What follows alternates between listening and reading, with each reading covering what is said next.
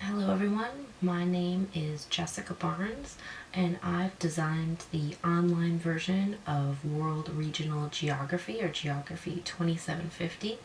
This is an introductory course that counts for many different GEC credits that basically introduces students to geography and takes them around the world in the course of a semester and looks at 10 different regions of the world and tries to introduce ideas such as globalization, worldwide development, different environmental factors, things like that.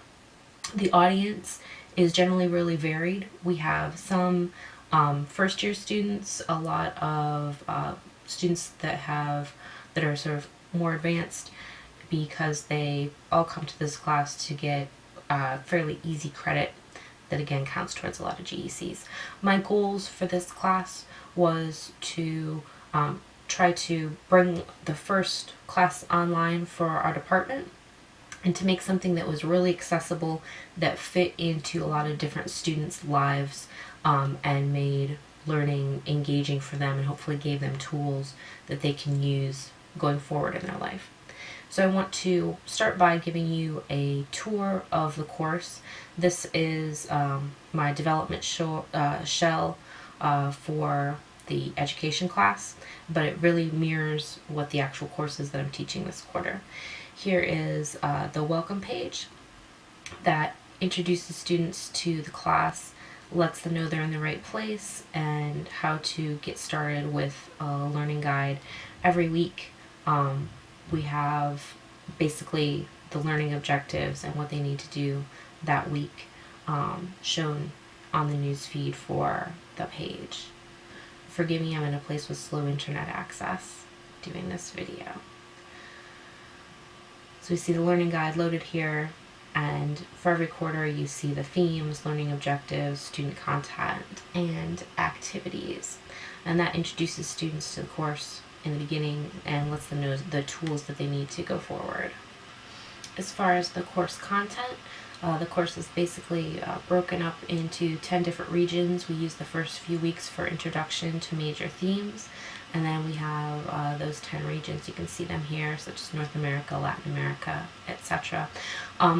What we do for each of these regions, and I'm just going to use the Middle East and North Africa as an example. You see the learning guide, you have lecture videos that talk about some of the different spaces, and some of you may have seen my lecture post earlier where I used things like Final Cut to create the lecture video, which really lets you have a lot of interactivity between the content and yourself, really. It can give you very high production values, and I used that a lot early on in the quarter, but later in the quarter I rely a lot on Screencast-O-Matic just because it was very time consuming to do the big lecture videos. So that's the example of one of those lecture videos in the content.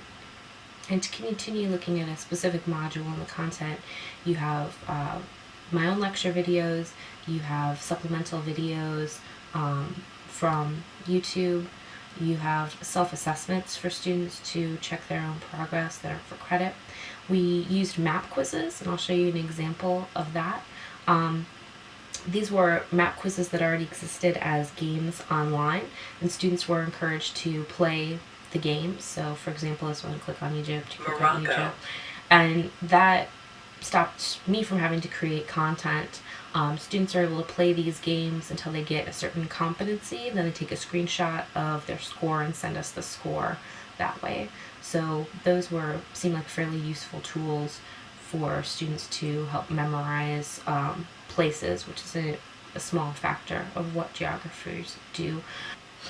We also used Wiki Posts throughout the quarter. We started earlier on with discussion groups, and students kind of struggled with that because they had a hard time getting contact with each other in time. Most of them procrastinated till the deadline, and they got annoyed with each other about that. But with the Wiki Post, they could kind of do individual work that came together as a major product. And so, for example, asking students to think about the Arab Spring and assigning them to different groups to look at things related to the Arab Spring there, and I would love to show you the page because it's really cool and they find a lot of great content out there, but it's full of student names, so I won't.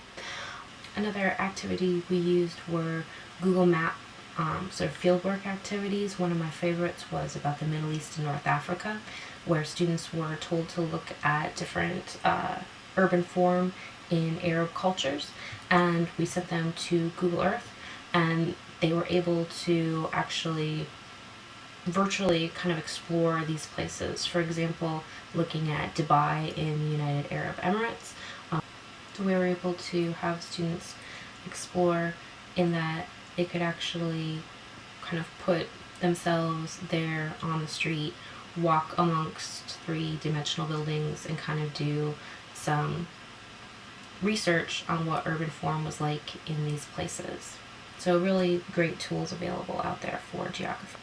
And this not only worked as an assignment that they got credit for, it also gives them the skill to be able to use these spatial tools in whatever they go on to in the rest of your life, which was important to me to give them a set of tools. Other assignments and assessments included a current event assignment where students had to go out and find a news story, map it with Google Earth, and apply some concepts from class to that story. So they had to do 3 of those throughout the quarter. There was the map quizzes, which are part of the assessment. Then they also had a commodity chain project that was due at the end of the quarter. And here's just an example of one. I'm not going to go into it too much because it also shows students' names. But you can see they look at the inputs and labor that happens around the world to put together different products, for example, Ford cars. There's also sort of conventional online tests that are multiple choice and things like that. So all those fit together to make the course this semester.